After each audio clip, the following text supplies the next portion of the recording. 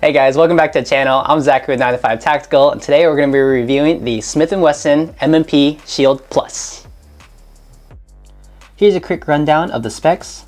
The overall width is 1.1 inches, length 6.1 inches, height 4.6 inches, weight 19.3 ounces. It is chambered in 9mm, barrel length of 3.1 inches. Barrel material is stainless steel with Armonite finish. The slide is also stainless steel with Armonite finish. It is optic ready and has a polymer frame. So now, what comes in the box? Unfortunately, we threw the original box away, but the Shield Plus does come in a plastic baggie. Comes with two magazines, one 10 round and one 13 round.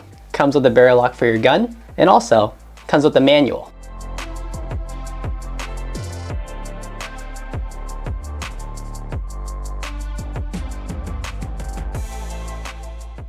Alright, so starting with out of the box value, I gave it a 4 out of 10. So I just want to get into why I gave it such a low score. Number one being is the cardboard box it came in. Obviously, it got thrown away. That's how it goes. Didn't come in any kind of hard case or anything like that. Got thrown away like how it should have been, cardboard box. So that's the reason why I gave some points off. On top, it came in a plastic baggie instead of a padded case or something like that. At least like the previous guns we've done, like the Hellcat Pro, came like a small bag that was somewhat padded. That was still pretty decent. This came with nothing, so more points off for that as well. I think that'd be really bad for the common consumer because they have nothing to transport it to and from the range. Just something to think about. And last point, as always, like I always say on almost every review, it only comes with 2 mags. I always want at least 3, so gave it a 4 out of 10. For this part, I gave this a 5 out of 10. The reason being is that, like, if you are a new person getting into firearms and you purchase this package, you don't really get much in the bundle itself, only the gun and 2 mags. So with that being said, if you are going to the range, it'd be nice to have a container to move your firearm and transport it from your car to the actual firing range. And that's why I gave it a 5 out of 10. So much like what Brandon said, I feel like what came in the box is pretty bare bones. It came in a cardboard box, and the gun inside the box came in a plastic baggie, almost like a Ziploc bag, and we just tossed it out right away. So of course we don't have that. So I ended up giving this a 6 out of 10. I give it mainly a 6 out of 10 because guns we reviewed in the past, such as the CZP07, came in a nice plastic case. The foam cutouts were padded and everything. Everything fit nice. It wasn't just moving around, and you could use it to transport the gun. But I think it's okay given its price point. So next category is going to be ergonomics. And with ergonomics, we're just going to be talking about how the gun feels in your hand. For the ergonomics, I give this a 9 out of 10. The reason being is that I think it does fit pretty nice in my hand as a subcompact gun. I do have enough texture on the backside for my sport hand to wrap around. I have medium hands, so it felt pretty good. Another point is that the grip texture feels like sandpaper, and it's not too aggressive for me, and I didn't have any slippage while in the range, so that's good. Another point would be the slide release and the mag release are in the perfect spot for my thumb. I may be able to actuate both of them if I wanted to. And then the only point I did knock off was that the slide serrations in the front, they're not there. And I do like using the front part of the slide to actuate, so that's why I gave it a 9 out of 10. So for ergonomics, I gave it a 6 out of 10. Why? So starting at the front serrations, they're basically non-existent. You get these small little ridges here, but I couldn't feel them when I was using the front to rack. And the rear, they also have the serrations. I kind of wish they copied the rear serrations here to the front, but either way, they're still not that aggressive, so I felt like my hand was still kind of slipping when I was using them. We have these side controls the slide release here, it's pretty easy to hit where my thumb is. Same thing for the mag release. We have the grip texture. Grip texture is really nice and sticky. It's great because I have larger hands and most of it's already covering the grip texture. So when I put my hand on there, for whatever little room there is, it does help stick. Now, what I do wish is that the grip texture ran up all the way to the top, and there's also a palm swell. I do have a higher purchase than normal instead of the standard thumbs forward, and I would really enjoy that. So a couple points there. Really, it's down to me using larger hands and not having good serrations here. All right, for ergos, I give this a 9 out of 10. So the only point missing there would actually be the same as the other guys, would be the slide serrations. The front is basically non-existent. I actually did run these on the range a few times and I could not get it to work. I mean, this spring on them are so tight and these little serrations won't do enough for the front. Even using the rear, it's actually not very aggressive at all. I found my fingers sliding off it, even right now, trying to pull it back. My fingers are trying to slide off it already. So very nice design, but they're not deep enough. So I'll give that point off for that. Everything else going down though, the grip angle follows a 1911 grip angle. So I'm actually already used to shooting with 2011, 1911 styles. So I'm able to find my sights immediately right off the bat. Slide release and mag release are in great spots. I can reach it easily with my thumb, which is pretty good for me because I have small hands. So that works out pretty well. The grip texture, I keep harping on previous reviews about having not enough aggression when it comes to the grip texture. These are perfect. I love how aggressive this texture really is. I thought it might be an issue with it being slightly too much, but as we were carrying on the range, I had no issue with it whatsoever. It fits my hand perfectly. Leaves me plenty of room to put my hand in there and get a good support hand. So I really enjoyed that. So lastly, the bottom here, you can't fit your pinky on there, obviously being a subcompact, but with the 13 round magazine, it actually adds a pinky extension and it follows the same texture that the rest of the grip does. So that's awesome. I do love that. It makes it feel like a compact sized gun in your hands when it's actually a subcompact. So for a subcompact platform, I think this probably has some of the best ergos on the market. So that's why I gave it a 9 out of 10. So moving to the trigger, now the trigger I believe for guns is one of the most important parts of the firearm. So for the Shield Plus, I did give this a 10 out of 10. I think this is the first 10 out of 10 I've given on any of our reviews so far. This trigger out of the box is probably the best I've ever felt from a stock and also being at a subcompact platform. Now what I mean by that is here you have the take up, which is rather minimal, getting close to 90-degree wall. You have your second wall there and then it's a break. And then the reset here, rather short, almost at the 90 degree, and then it's ready to break off.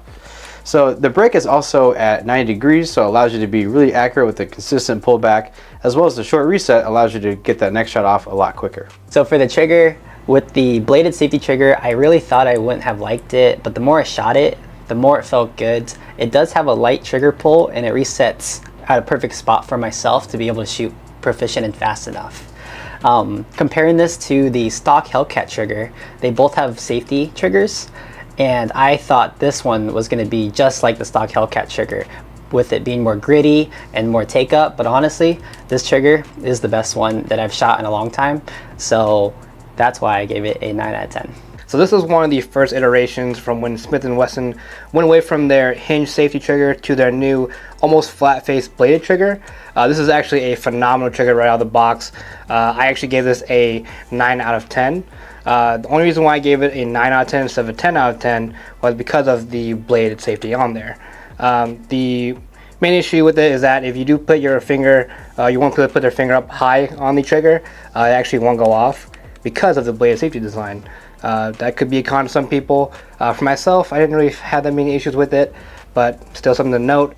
Reading online, I was able to find that the average pull weight for this was anywhere between 4 to 6 pounds. But personally for me, I feel like it's even lighter than that. I feel like it's more around that 3.5 to 3 pound area, and I'm able to manipulate this trigger very fast. It breaks 90 degrees, it resets 90 degrees, lets you do fast follow-up shots because of that. Even on the range, I think I was able to get a sub-2 bill drill with this, and from a subcompact platform, that's pretty amazing, I feel. Lastly, the trigger has a very defined wall. You're able to find it very easily, and I do imagine that the more rounds you shoot through it, the smoother and smoother this is going to get. So that's the reason why I give this a 9 out of 10. The next category we're going to is the sights or optics of the firearm. That includes the iron sights and the option to do a red dot sight. So I actually give this category an 8 out of 10. So getting with the iron sights here, I do enjoy how the front sight is a bright orange for daytime. When I was shooting with the iron sights earlier, I did find that front sight very easy to find when I'm bringing the gun up. The only problem I had was with the rears. They are blacked out for the most part, but they are tritium. And I think those dots just kind of get in my way all the time. I just feel like I prefer to complete blacked out ones. I don't really care for any tritium options there. That's kind of just a nitpicky thing, but something I want to note still. The front and the rear both have tritium in it, so they do have some glow to them when you're shooting them at night. Moving on to the red dot option, it actually has the RMSC cut. So just like our previous one we reviewed, this one actually has the 4-lug system. We talked about this before, and I don't like that too much because I can't fit a Halcyon on there. You would have to get it cut, or you'd get a plate to fit any kind of Halcyon optic. That includes the EPS carry if you wanted to do a enclosed emitter. So I don't like how that is there, unfortunately. There are optics that allow you to direct mount onto here, including the Siley that we have on there right now. The RMSC footprint in general is just saturated with many different options for whatever optic you want to use. I just prefer going with Halcyon myself. So that'd be the reason why I gave it an 8 out of 10. For this category, I gave it an 8 out of 10. I do think the front and rear sight are easy to pick up. I do run the X Macro, and they both have the tritium night sights, so I do enjoy those. They're really easy to pick up. Another thing is that it's optic cut option for this firearm, and it does run the RMSC. On my carry, I run the EPS carry, and that's the closed emitter from Holosun, and I'm not able to run that on this platform right here without running a plate, and that's just, I don't want to add a plate because it just adds more failure points to it, so I'd rather have it be direct milled if possible for the EPS carry, and that's why I knocked it down a couple points. But other than that, it's a good option for sights, and I do enjoy them. They're easy to pick up, and that's why I gave it an 8 out of 10.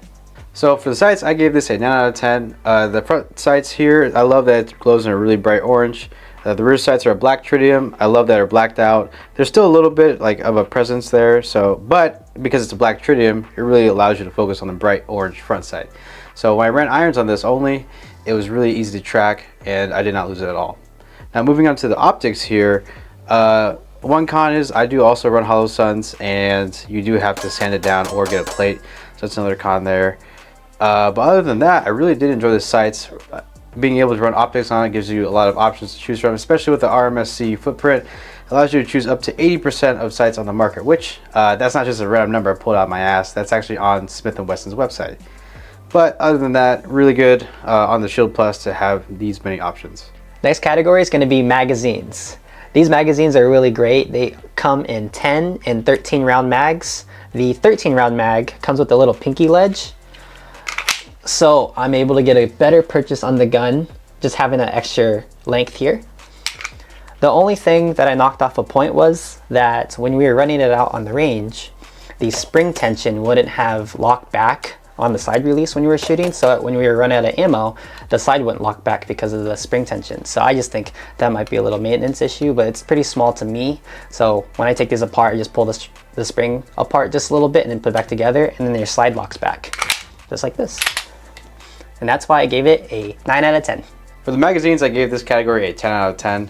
Now, the reason I gave it a 10 out of 10 is the capacity. This is a 13 round magazine, so you can run a 13 plus 1. For this, how small this is, you can fit 14 rounds total. Now, put that in perspective here, we have a Hellcat Pro, which is a compact size, and this fits at 15 plus 1. So for a smaller handgun to be able to fit the size of a compact, I think that's really nice. Also, additionally, the magazine's design has a funnel shape here where it's kind of narrow at the top, which kind of helps with inserting the magazine. As you can see, Shield Plus does not have a flared mag well here, so having this funnel here, not really a funnel, but like kind of caves in at the top like a roof, makes it easier to insert here when under pressure. Also, lastly, to reinforce my 10 out of 10 score, my second ever 10 out of 10 score, is that this is probably one of the highest capacity rounds that you can fit in a subcompact platform. For magazines, I give this a 9 out of 10. I believe that the 13 plus 1 capacity is truly amazing. It's going to be one of, if not the highest capacity you can get in a subcompact platform. The only con I gave it really was that the 13 rounds in here, it's actually very hard to get that 13th round in there right out of the box. I mean, it's damn near impossible, not gonna lie. I imagine for the common civilian, imagine like your wife, daughter, whatever the case is, they're not gonna be able to get that 13th round in there. We did have to shoot this probably a good couple hundred rounds before this magazine finally loosened up to allow you to put that in fairly easily. But even now, it's still a little on the tight side. 1 point off for that. I do love how it has the goes from a single stack down to a double stack funnel. That allows for the reloads to be a little bit easier when inserting. I did find that actually did help out quite a bit. Normally, I always prefer having flared mag wells, but with this firearm, I didn't really need it too much because the magazine itself is like almost a funnel on its own. So, reason why I gave it a 9 out of 10. Now moving on to the felt recoil. Now the gun might feel good in hand, however when you shoot it you might be surprised or disappointed on how the recoil feels. Luckily for me, this is actually my third 10 out of 10. Can you tell I really like this gun? This gun actually shoots softer than some compacts I've shot in the past. Now what I mean by that is here we have a Hellcat Pro, which is in dimensions sizably larger than this gun. However, this gun shot about the same, if not better, than this gun, which is kind of weird because being a subcompact platform, by design we all know they're usually a bit more snappy. Also, shameless plug, if you got free time, go check out our Hellcat Pro review. For felt recoil, I gave this a 10 out of 10 as well. For a subcompact, they're usually known to be very snappy by design, but when shooting this one, it literally feels like you're shooting a compact or full size. I've shot many other compacts that are comparable, and I actually would argue these actually shoots softer than a lot of compacts I've tried. Even possibly some full sizes. Like this is actually a very manageable firearm. Return to zero is very fast. The cycle's quick, so it just goes right back down immediately. I did not feel my grip slipping at all, mostly probably due to that aggressive texture I always talk about. So while on the range, I shot many large strings of fire with this thing, and it shot very flat. I would argue that this is the softest shooting subcompact I've ever tried. So I gave it a 10 out of 10. My first impressions of the recoil actually shocked me a little bit because of how small a subcompact would be. For this, it shot very soft compared to other subcompact guns that I've shot in the past, like the 365. This right here shoots so soft that it doesn't hurt your palm at all when shooting long strings of fire. And that's why I gave it a 10 out of 10. Next category is going to be weapon handling and manipulation. Basically, this category is the same as ergonomics, but it's everything under practice. So what we did was took it out to the range. We tested everything from the mag release to the grip, texture, to the slide serrations, everything, just seeing how it was actually on the range. So under practice, working with the serrations first, we did some drills where we actually pulled the gun off the tabletop and manipulated both the front and the rear serrations separately. Of course, what we knew before, the front serrations were terrible. They're basically non-existent. I would not recommend ever racking this firearm from the front because it is so slippery and those serrations are non-existent. For me, I actually had an issue where when I did it, I did it for you guys, but I racked it and my finger slipped and went right into the chamber, and I actually split my thumb open. That was pretty great, but would not recommend doing that ever. Moving on to the rear serrations, I did have a little more benefit there. Obviously they actually do have some texture, but as I said during the ergonomic portion, they're not very deep. So I did find that out while I was running it. My fingers slipped constantly. I actually had to get a full grip over not just the serrations but the whole side itself to get the rack back. Of course, with it being a subcompact platform, the springs are a little bit stronger, so it does take a little bit more strength to be able to pull it back, and the serrations just didn't do it for me. Moving on to the slide release, so I did read some forums, and this actually isn't meant to be a slide release from factory. It's meant to be a slide lock. Now, we didn't know that prior, but either way there's a lever there. We wanted to use it as a slide release, and when we were actually out there on the range and trying to manipulate it, our fingers kept slipping off of it. It has some texture on there to try to help you with it, but it's just so slippery that it just couldn't do it. And it's so tight as well that it requires a lot of force to get that slide to fall when loading one in the chamber. So regardless though, whether it being a slide lock or slide release, I don't really care if that was actually designed for it to only be a lock and not a release. It should be a release. You should be allowed to drop that slide whenever you want with just hitting your thumb there. But the fact that we simply couldn't do it, I did knock off points for that. Moving on to the magazine release. So I actually love this magazine release. It protrudes out pretty far from the actual grip itself. Your thumb can reach it fairly easily, and actually has a little bit of texture there too. So I am very happy that they did that for us.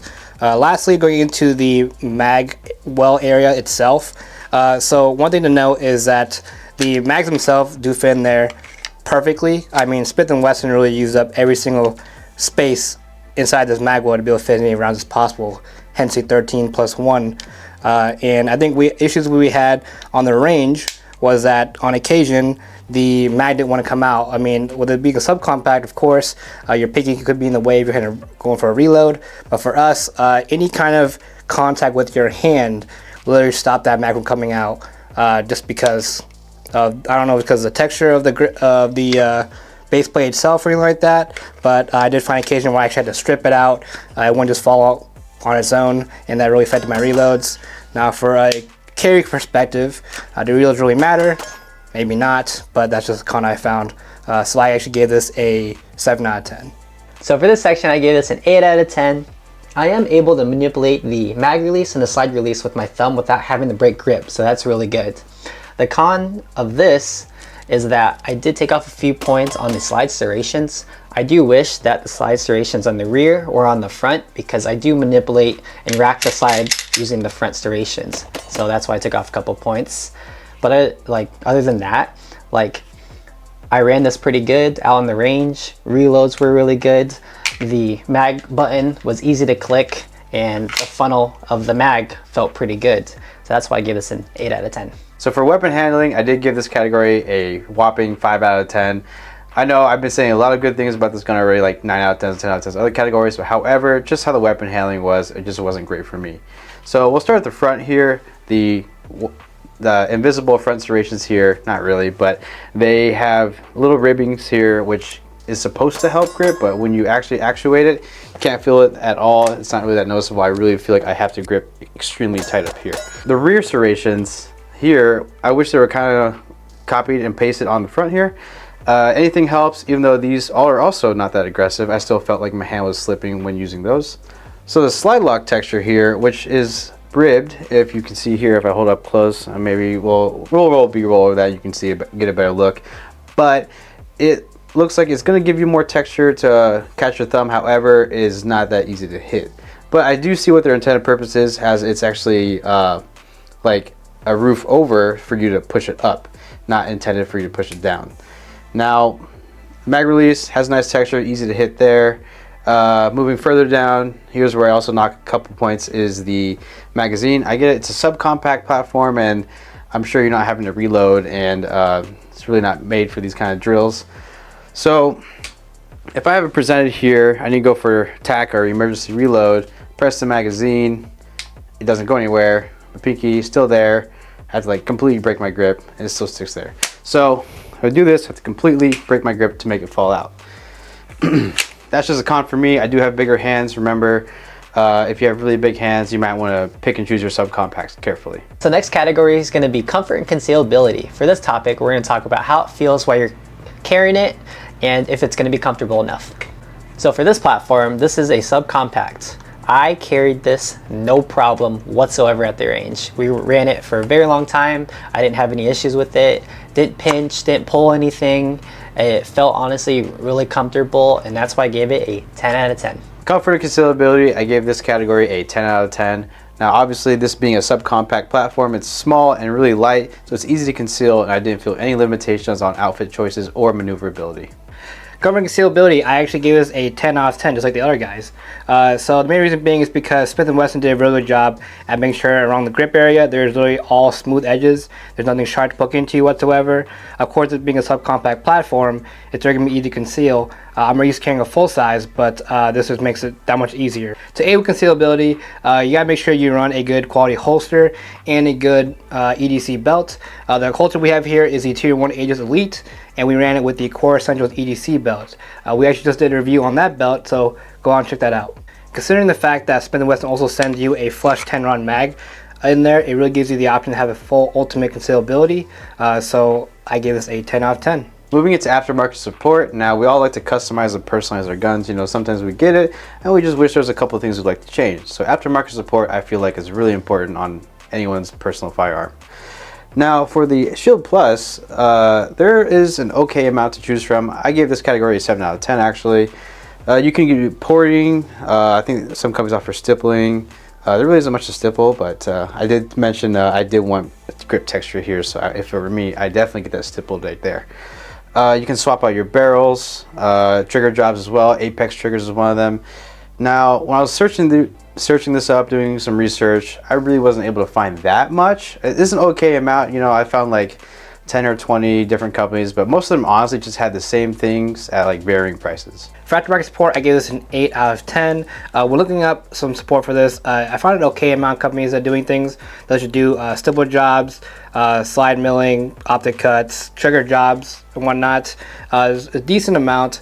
But the reason why I gave it only 8 out of 10 instead of a 10 out of 10 is because you don't have the option to swap out things like the entire grip. Like, you can't get like a metal grip if you wanted to, so there's some limitation when it comes to that. You can't swap out to getting like a larger grip if you wanted like a longer one. Also the slide lock or slide release. I tried looking for things that would actually maybe give like an extended one to give you more leverage there. I think people would just benefit from that, and I couldn't find anything on the market for that either.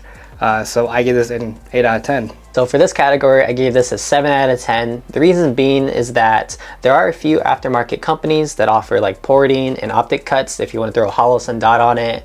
But the reason why I knocked out a couple points is that the grip is part of the FCU, so you can't really change out the grip if you want it to be longer, or if you accidentally ruin it, you can't really get a new one without buying a whole brand new gun. That's why I gave it a 7 out of 10. Last category is going to be about price. So it's going to be regarding everything that we got as far as content and performance. Is the gun worth it? So for price, I give this a 9 out of 10. So originally, this firearm came out with MSRP of $550. Back in 2022, Smith & Wesson actually lowered the price, lowered it by $100 down to $450 MSRP, and their statement was it was to help empower Americans at that time. So I think that's a pretty great statement. I do approve of that for them. So with MSRP of $450 currently, I can actually find one of these probably online or used or even at your local dealer for $400 or so. I think that's a great price for how much gun you get. It shoots very, very well. It's the size of a subcompact, but it shoots like a compact. Other than the performance of this, the box contents was pretty terrible. It doesn't come with anything else that you could possibly want. This gun is literally everything you need, but nothing else you want. So that forces why I gave it a 9 out of 10. So for this category, I gave this a 9 out of 10. For the MSRP of $550, it definitely exceeds in all the different categories and performs so well. We've seen this gun go for around maybe 400 mark, and let me tell you, this thing shoots great. So it's very affordable, and that's why I gave it a 9 out of 10.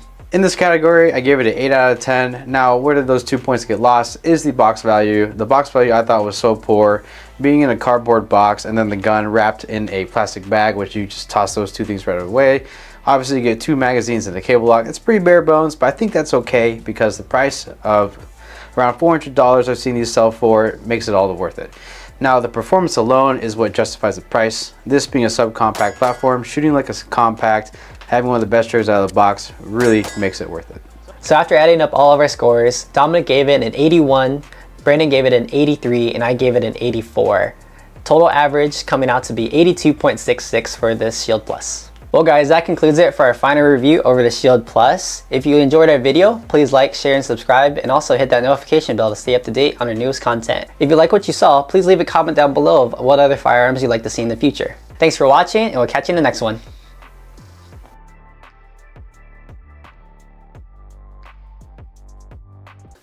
And don't forget to get good!